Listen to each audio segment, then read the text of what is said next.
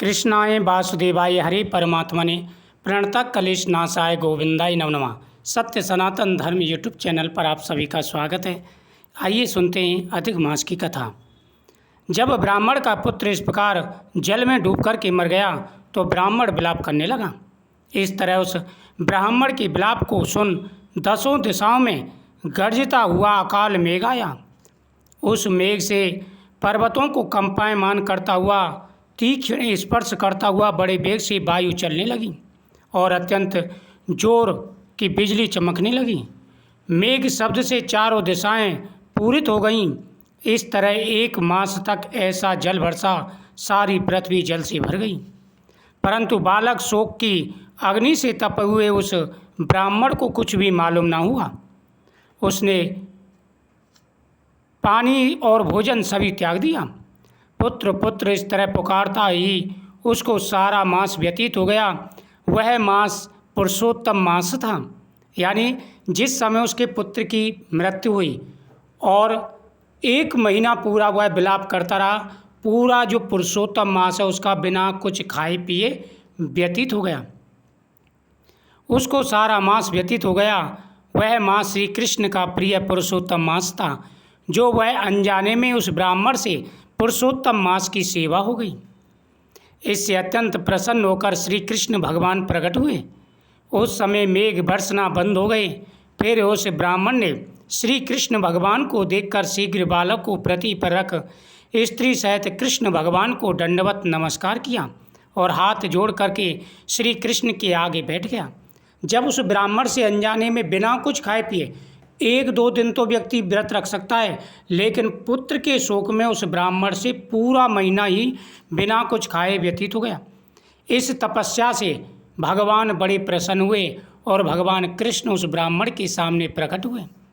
ब्राह्मण ने जब भगवान कृष्ण को देखा तो पुत्र को जमीन पर रख करके भगवान के सामने वह हाथ जोड़ने लगा, भगवान को प्रणाम किया।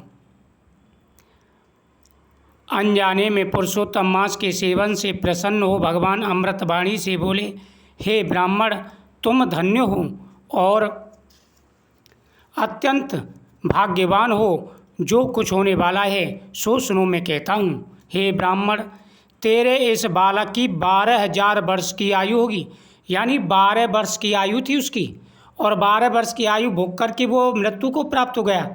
लेकिन कहते हैं कि पुरुषोत्तम मास की सेवा करने से भगवान के सब प्रसन्न हो जाते हैं।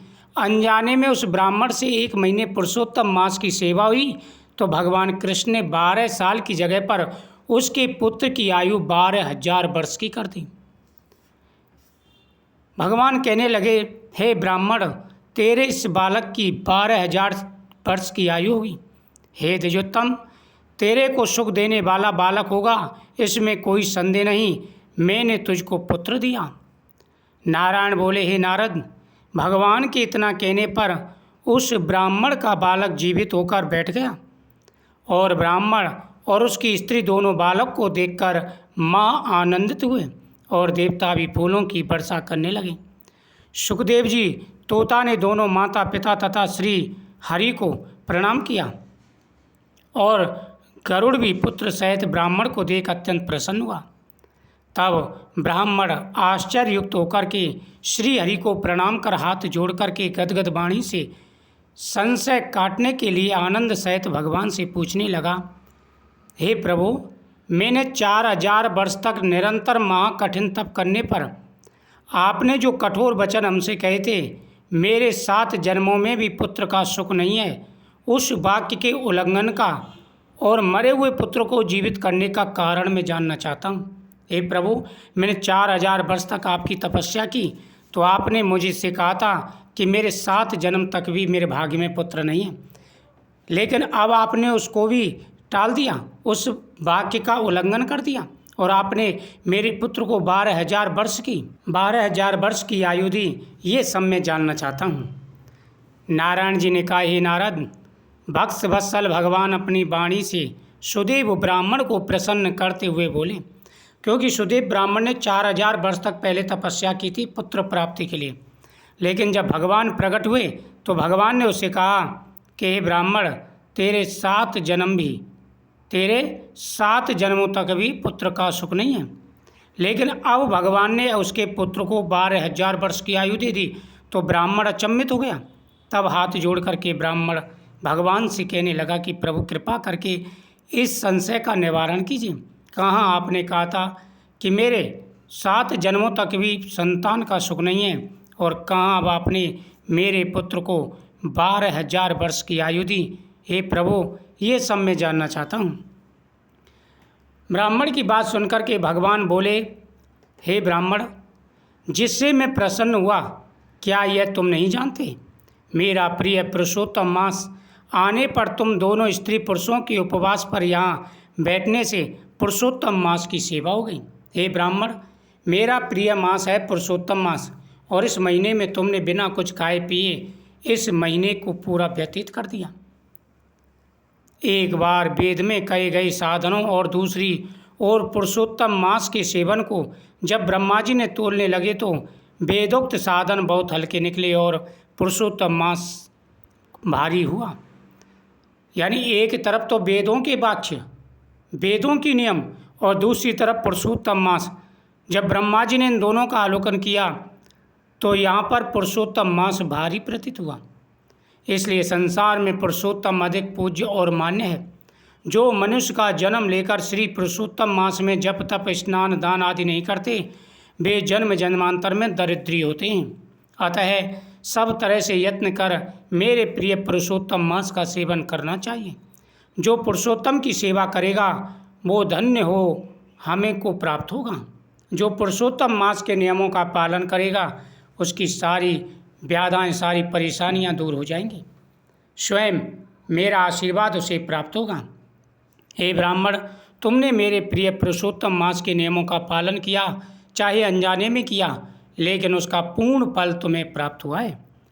श्री नारायण इस तरह बोले, हे मुने, जगदीश्वर हरि भगवान कह के तत्काल गरुड़ पर चढ़कर अत्यंत पवित्र बैकुंठ लोक को चले गए। स्त्री सहित सुदेव ब्राह्मण मृत प्राय होकर फिर जीवित हो गए और सुखदेव को देखकर रात दिन अत्यंत हर्षित होते रहे और कहने लगे, यह अत्यंत आश्चर्य की बात है, ऐसा मास कहीं देखा ना सुना।